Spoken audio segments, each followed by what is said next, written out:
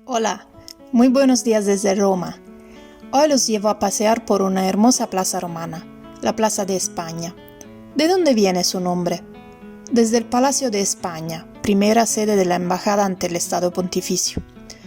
Les recuerdo que hasta la unificación de Italia, prácticamente anteayer en términos históricos, Roma era frecuentada por personas de toda la península italiana y del mundo conocido, que tenían sus delegaciones o embajadas aquí, para tener relaciones diplomáticas y comerciales con el Estado Pontificio. España, en particular, fue una de las primeras, ya desde 1529. La construcción del palacio fue empezada en 1647, por ser remodelada unos años más tarde con diseños hechos por el renombrado Borromini, que es el arquitecto que se encargó de la parte lateral del edificio llamado Propaganda Fide, mientras que la fachada es obra de otro artista, Gian Lorenzo Bernini. Mirando de frente, notamos una famosa columna, levantada para la proclamación del dogma de la Inmaculada Concepción, es decir, cuando el Papa Pío IX, el 8 de diciembre de 1854, proclamó que la Virgen María había sido concebida sin el pecado original. Este dogma no se refiere a la concepción de Jesús, sino de su Madre María.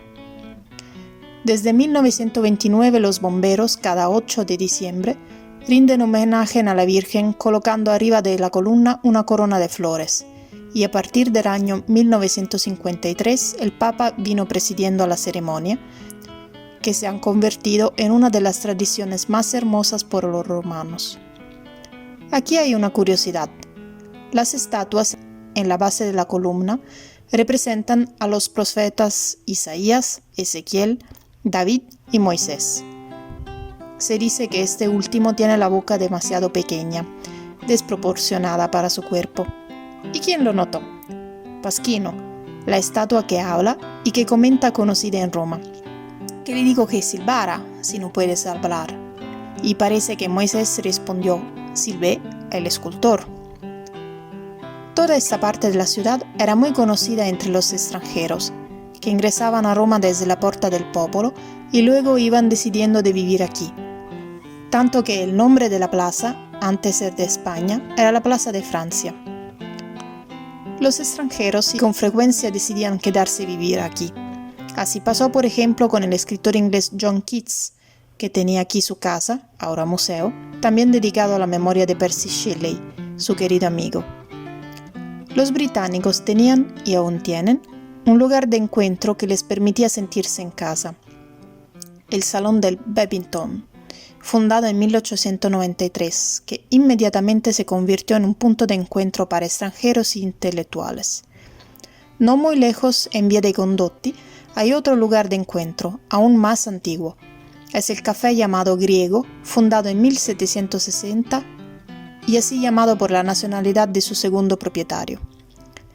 Este antiguo café en los años vino a ser un lugar de encuentro de intelectuales, poetas y pintores, muchos de los cuales regalaron una de sus obras a los propietarios, hasta llegar a unas 300 obras de arte.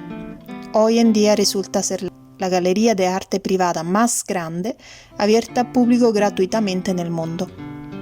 Una vez al mes, el grupo de romanistas se reúne ahí. Es una asociación que contribuye a la protección, conservación y mejora del patrimonio cultural de Roma. Aquí es doveroso tomar un té o un café para descansar un poco y volver a dar vueltas para conocer mejor esta hermosa plaza. Las obras de arte que hacen famosas son, sin duda, la fuente, conocida como la Barcaccia, el barco feo, la escalera y la iglesia de la Trinidad de los Montes. En 1626, el Papa Urbano VIII encargó a Pietro Bernini, el padre del más conocido Gian Lorenzo, que construyera una fuente al pie del cerro, porque todavía no había escaleras que conectaran la plaza con la iglesia. El artista no pudo planear nada de alto, debido a la baja presión de agua en la zona, y por lo tanto la fuente resulta casi enclavada en el suelo. ¿Pero por qué tiene esta forma tan extraña? La leyenda dice que después de una inundación que hubo en la ciudad con el consiguiente desbordamiento del río Tíber, un viejo barco se había encallado justo en este punto.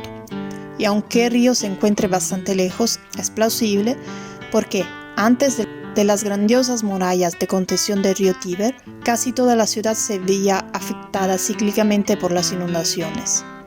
Además, se utilizaban embarcaciones similares a Roma para el transporte de barriles de vino, precisamente porque tenía lados bajos y era más fácil cargar y descargar la mercancía.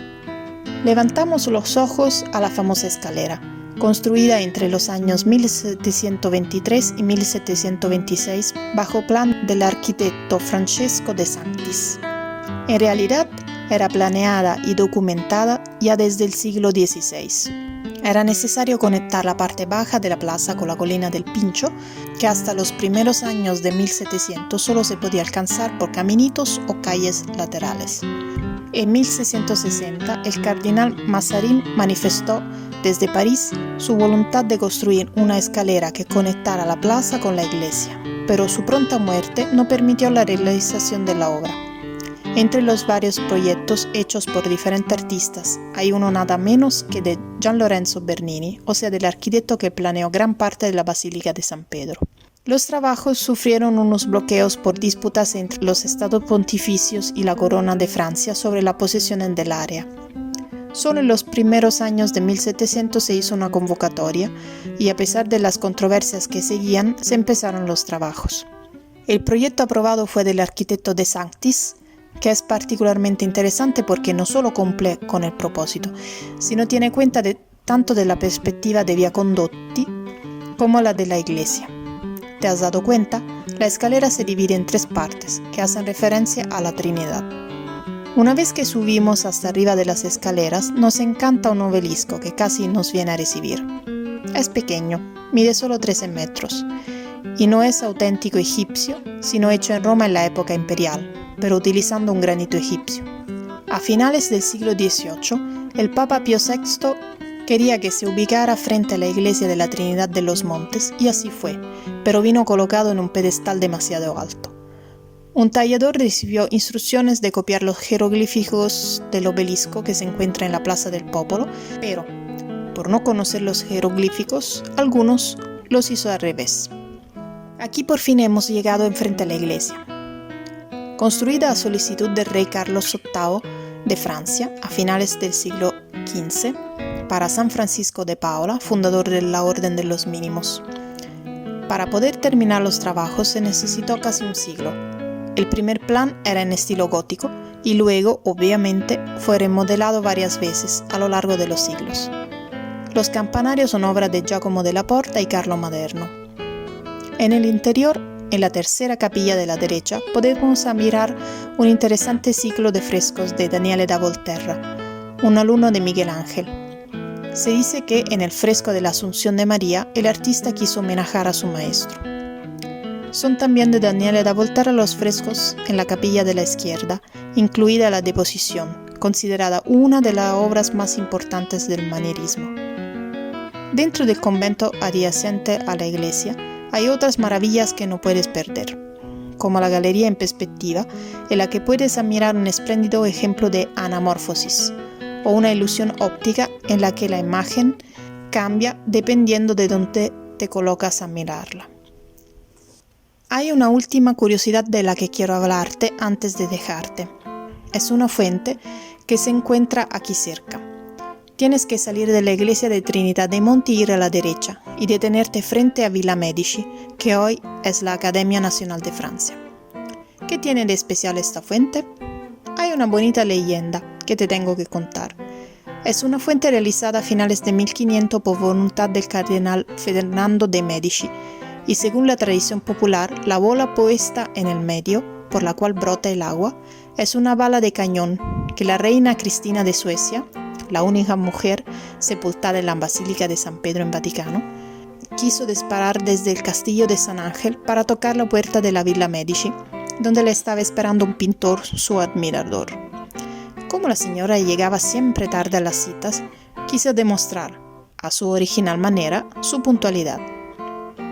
Bueno, si te ha gustado dar esta pequeña vuelta conmigo, te invito a suscribirte al canal para conocer y hacer otros paseos por Roma. Hasta la próxima. Un abrazo desde Roma.